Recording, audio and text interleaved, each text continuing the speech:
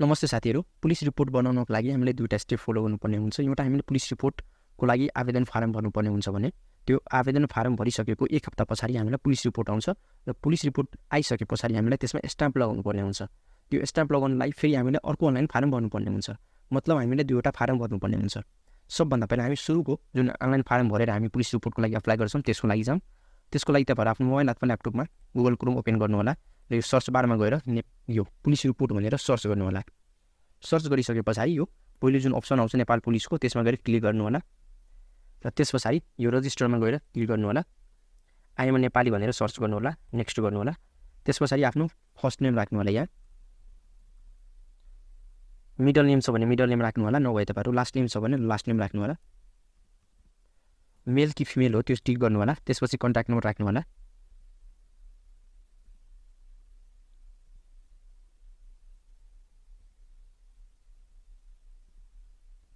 Contact number राखिसके पछाडि email address राख्नु होला। यहाँ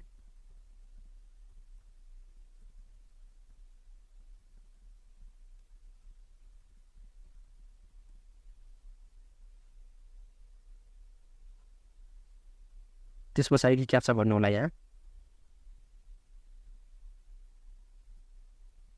क्याप्चा भरिसके पछाडि रजिस्टरमा क्लिक गर्नु होला। त्यस पछाडि हेर्न सक्नुहुन्छ मेल चेक गर्न भन्दैछ। अब म आफ्नो मेल ओपन गर्छु र मेलमा एउटा कोड आएको होला अथवा लिङ्क आएको होला, त्यसमा क्लिक गर्नुपर्छ।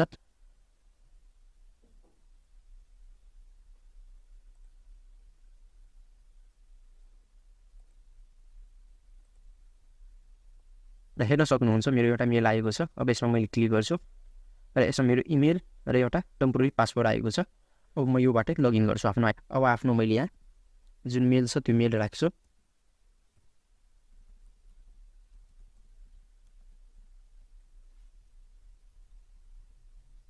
त्यस पछाडि जुन टेम्पोररी पासपोर्ट थियो त्यो पहिला राखेर लगइन गरेँ। त्यस पछाडि यहाँ पासपोर्ट चेन्ज गर्नलाई अप्सन आयो। अब जुन टेम्पोररी पासपोर्ट थियो त्यो राखेँ र त्यस पछाडि यो पासवर्डमा मैले क्लिक गरेँ। त्यसपछि यो सजेस्ट पासवर्ड छ त्यसमा मैले क्लिक गरेर एउटा पासवर्ड लिएँ र त्यस पछाडि मैले कन्फर्म गरेँ। अब यहाँ पासवर्ड राखिसके पछाडि मैले पासवर्ड अपडेट गरिहालेँ र त्यस पछाडि मैले लगइन पासवर्ड इमेल र पासवर्ड राखेर फेरि म लगइन गर्छु आइडी। र अब यसमा भनिरहेको छ फोटोको सिम्पल भन्दैछ। यो 4.5 cm 3.5 cm को फोटो हुनुपर्ने छ भनेर भन्दैछ। त्यस पछाडि यहाँ फादर्स नेम भन्दैछ। फादर्स नेम अब राख्नुपर्छ। यहाँ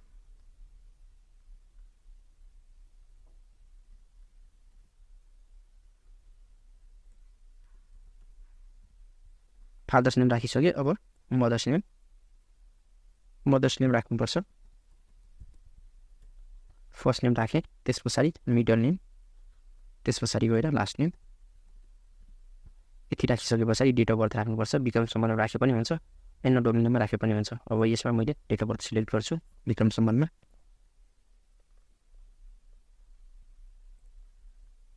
मन्थ आयो।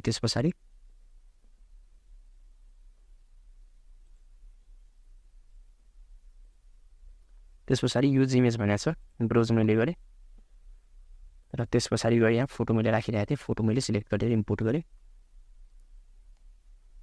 र त्यस पछाडि अब यहाँ आएर अप्लाई विथ सिटिजनसिप अथवा पासपोर्ट दुईटै बाटोमा अप्लाई गर्छु। फोरेनको लागि हो, त्यही भएर म apply with citizen and passport गर्छु। त्यस पछाडि म नेक्स्ट गरेँ।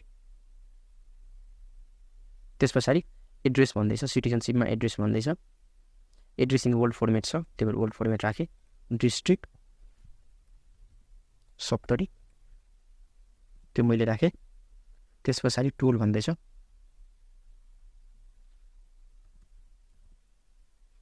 वाडा नम्बर।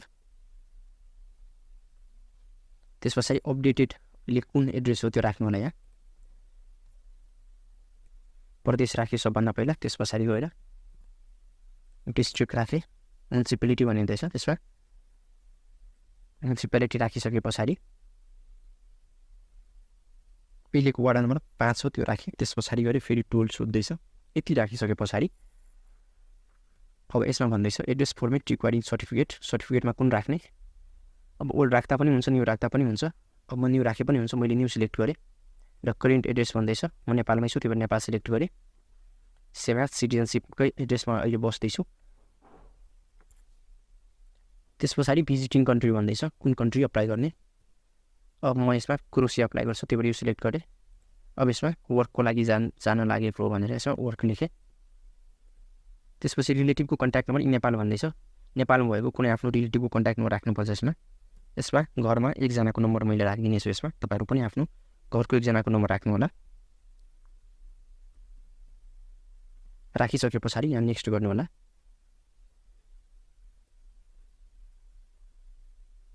त्यस पछाडि डिटेल भन्दैछ, सिटिजनसिपको नम्बर माग्दैछ यहाँ।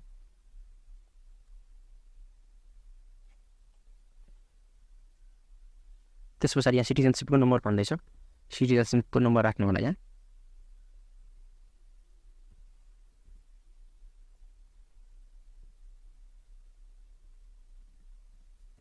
सिटिजनसिप कहिले इस्यु भएको हो त्यो इस्यु डेट राख्नुपर्छ।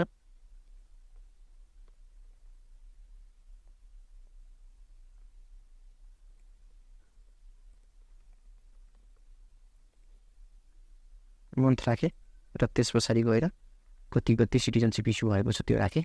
डिस्ट्रिक्ट भन्दैछ यहाँ, डिस्ट्रिक्ट कहाँबाट इस्यु भएको हो त्यो राख्नु होला। त्यस पछाडि सिटिजनसिपको फ्रन्टको एउटा फोटो चाहिन्छ। मैले फोटो अलरेडी राखिरहेको थिएँ। सिटिजनसिपको फ्रन्टको यो हो, सिलेक्ट गरेर मैले ओपन गरेँ। त्यस पछाडि सिटिजनसिपको ब्याकको फोटो चाहिन्छ, ब्याकको फोटो मैले राखेँ। त्यस पछाडि गएर पासपोर्टको नम्बर राख्नुपर्ने हुन्छ यहाँ, पासपोर्ट नम्बर राख्नु होला यहाँ।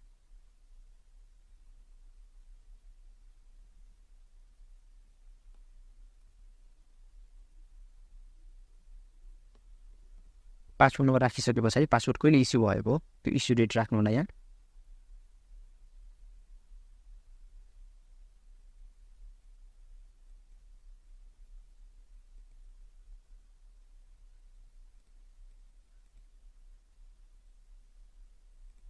र एक्सपायरी कहिले छ यहाँ एक्सपायरी डेट राख्नु होला।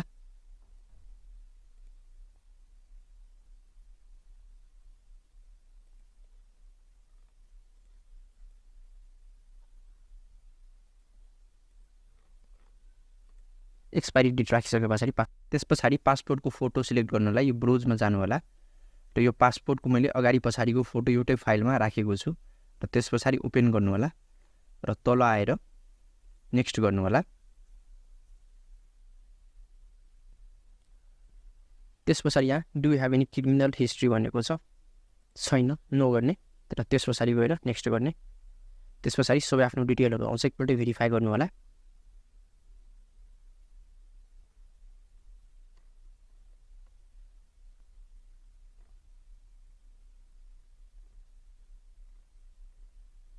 र सबै ठिक छ भने यहाँ टिक गरेर यो क्याप्चा भर्नु होला यहाँ।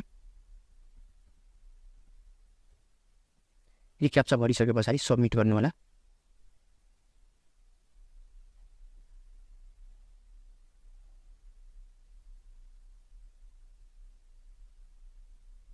र तपाईहरुले हेर्न सक्नुहुन्छ यो मेरो एप्लिकेसन आइडी हो र मैले यो डेटमा अप्लाई गरिसकेको छु। अब मेरो अहिले प्रोग्रेसमा छ। अब यो भेरिफाई हुन्छ र त्यस पछाडि एक हप्ता पछाडि मेरो यो सर्टिफिकेट बनेर आउँछ र त्यस पछाडि यो फर्स्ट प्रोसेस हाम्रो सकिन्छ र त्यस पछाडि हामीलाई अर्को प्रोसेसको लागि जानुपर्ने हुन्छ जुनमा सर्टिफिकेटमा स्ट्याम्प लगाउनु पर्ने हुन्छ। त्यो पनि हामी अर्को भिडियोमा कसरी स्ट्याम्प लगाउने भनेर तल डिस्क्रिप्सनमा राखिरहेछ, त्यो हेर्नु होला र त्यस पछाडि तपाईहरुले आफ्नो सर्टिफिकेटमा स्ट्याम्प लगाउन सक्नुहुन्छ। भिडियो राम्रो लाग्यो भने च्यानल सब्स्क्राइब गर्नु होला। धन्यवाद।